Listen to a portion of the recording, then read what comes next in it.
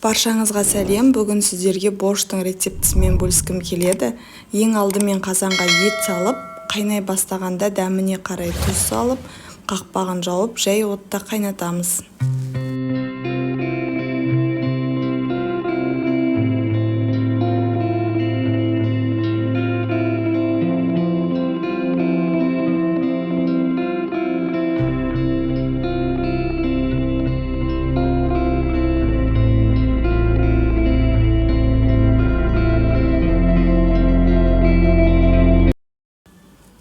Енді борщтың салмасын дайындаймыз.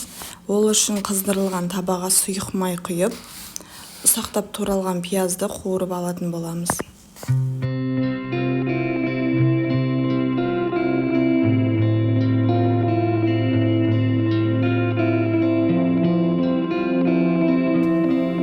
Одан соң үккіштен өткізілген сәбізді, қызылшаны саламыз. Тағы да жақсылап 10 минуттай қуырып алатын боламыз.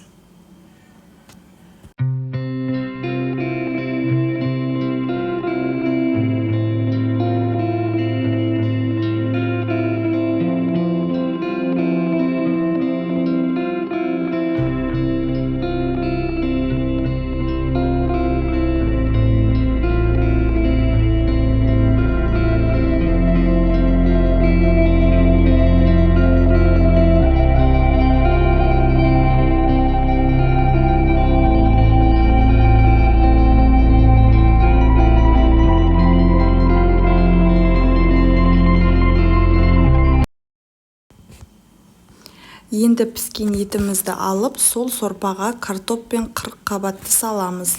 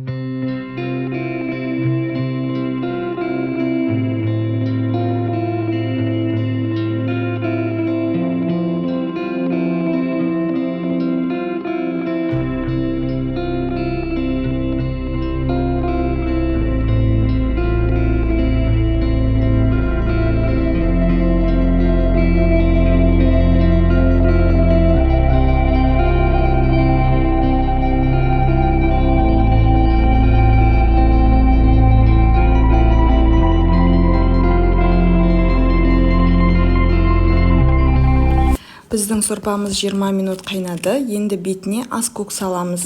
Міндетті түрде осы рецептпен дайындап көріңіздер.